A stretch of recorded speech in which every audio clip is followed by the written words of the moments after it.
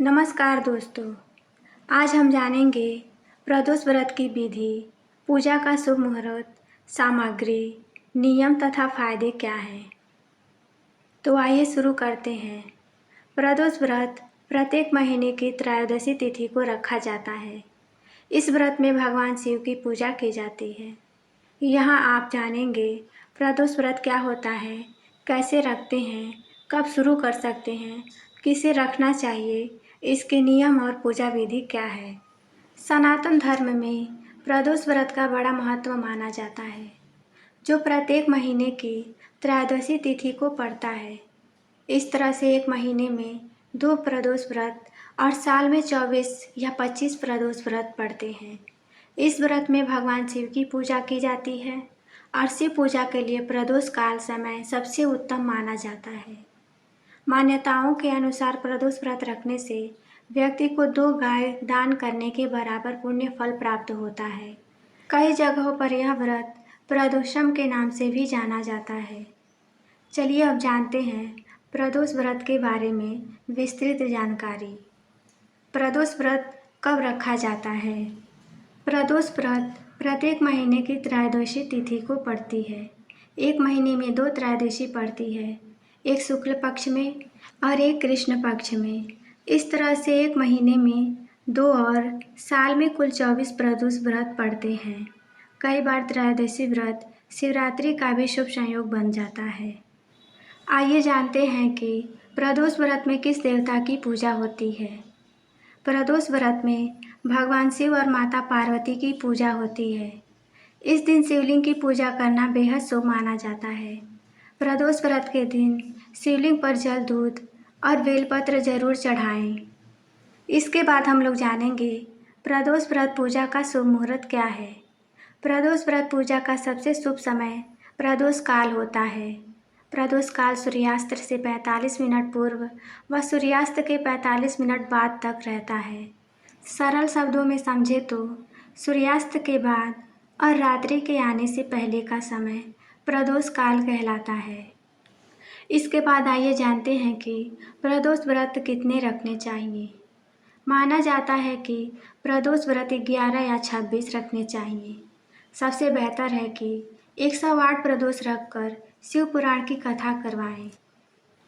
इसके बाद हम लोग जानेंगे कि प्रदोष व्रत कब से शुरू करें। प्रदोष व्रत किसी भी महीने के शुक्ल पक्ष की त्रयोदशी से शुरू किया जा सकता है, लेकिन इसके प्रारंभ के सबसे शुभ समय की बात करें तो श्रावण और कार्तिक मास की त्रयोदशी तिथि मानी गई है। आइए जानते हैं कि प्रदोष व्रत के करने के क्या फायदे हैं। ऐसा माना जाता है कि भगवान शिव को प्रसन्न करने का यह एक महाव्रत है। शिव कल्याणकारी हैं। इस पूजा से प्रत्येक मनोकामना की पूर्ति होती है। संतान प्राप्ति और संतान की सफलता के लिए यह व्रत बहुत प्रभावकारी है। वार अनुसार पड़ने वाले हर प्रदोष व्रत का महत्व अलग अलग होता है। इस व्रत का सबसे बड़ा लाभ संतान की प्राप्ति और संतान की उन्नति है।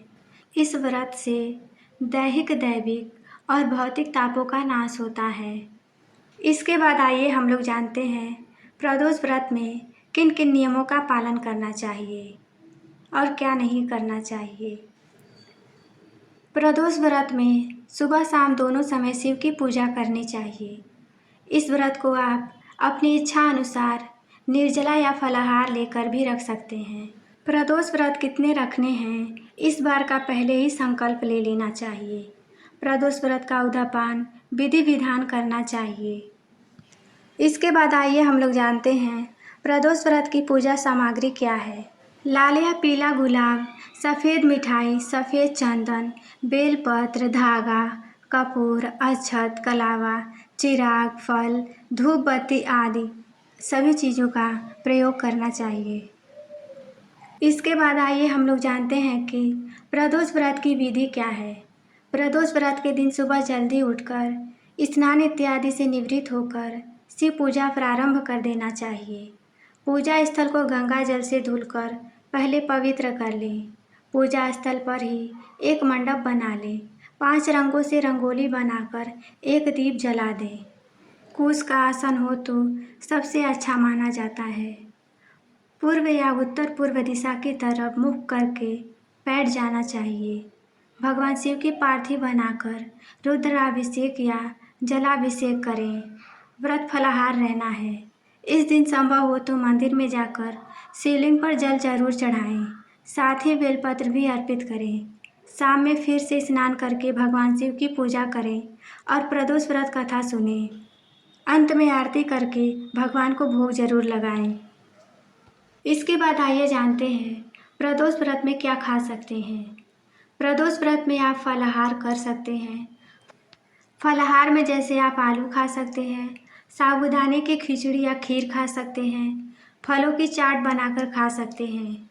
वहीं कुछ लोग इस व्रत को एक समय भोजन करके भी रखते हैं, लेकिन ध्यान रहे कि भोजन में लहसुन और प्याज का सेवन नहीं करना चाहिए। इसके बाद आइए हम लोग सुनते हैं प्रदोष व्रत की कथा। प्रदोष व्रत कब से प्रारंभ हुआ, इस पर कई कथाएं हैं, लेकिन माता पार्वती और भगवान शिव को समर्पित यह व्रत कई युगों से चला आ रहा है। कर्म व पुनर्जन्म का सिद्धांत है। पूर्व जन्म में पापों के प्रायश्चित के लिए भी इस व्रत की विशेष मान्यता है। इसके पहले एकादशी भगवान विष्णु को समर्पित व्रत है, तो प्रदोष भगवान शिव को समर्पित व्रत है। वैष्णव परंपरा के लोग एकादशी का व्रत अवश्य रखते हैं। शिव को इष्ट मानने वाले भी एकादशी रखते हैं, लेकिन वह प्रदोष का व्रत अवश्य रखते हैं। तो आइए शुरू करते हैं प्रदोष व्रत की कथा। एक नगर में एक गरीब विधवा ब्राह्मणी रहती थी। उसका कोई आश्रयदाता नहीं था, इसीलिए वह सुबह ही अपने पुत्र के साथ भीख मांगने निकल पड़ती थी। विधवा ब्राह्मणी प्रतिदिन भिक्षा मांग कर ही अपना और अपने पुत्र का पेट भरती थी। वह कई सालों से प्रदोष व्रत भी कर रही थी। एक समय ब्राह्मणी का पुत्र प्रदोष व्रत के दिन गंगा स्नान के लिए निकला तो रास्ते में उसे लुटेरों ने घेर लिया, उससे सारा सामान छीन लिया। इसके कुछ समय बाद वहां पर राज्य के सैनिक पहुंचे, जो ब्राह्मणी के पुत्र को लुटेरों का ही साथी समझकर उसे पकड़कर राजा के पास ले गए। राजा ने बिना उस ब्राह्मण युवक की बात सुने कारागार में डाल दिया। रात में राजा के सपने में भगवान शिव आए, जिन्होंने ब्राह्मण युवक को जेल में मुक्त करने का आदेश दिया। इसके बाद राजा तुरंत नींद से जाग गया और उसने युवक को मुक्त करने का आदेश दिया। इसके बाद राजा उस युवक को महल में लेकर आया और उसका खूब सम्मान किया। साथ ही उसे दान मांगने के लिए कहा। लड़के ने राजा से दान स्वरूप सिर्फ एक मुट्ठी धान मांगा, जिस पर राजा ने युवक को पूछा कि सिर्फ इतना ही दान चाहिए तुम्हें और कुछ भी मांग लो। ऐसा अवसर बार बार नहीं मिलता। जिस पर युवक ने बड़ी विनम्रता से कहा कि हे राजन, इस वक्त यही धान मेरे लिए इस संसार का सबसे बड़ा अनमोल धन है। इस धान को मैं अपनी माता को दूंगा, जिससे वो खीर बनाकर भगवान शिव को भोग लगा सकेगी। राजा युवक की बात सुनकर बहुत प्रसन्न हुए और उन्होंने तुरंत अपने मंत्री को आदेश दिया कि इस लड़के की माता को पूरे सम्मान के साथ महल में लाया जाए।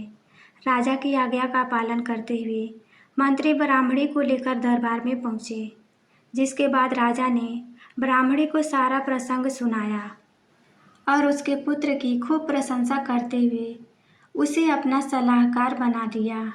और इस प्रकार निर्धन ब्राह्मणी और उसके पुत्र का प्रदोष व्रत करने से पूरा जीवन बदल गया और उनके सारे दुख दूर हो गए।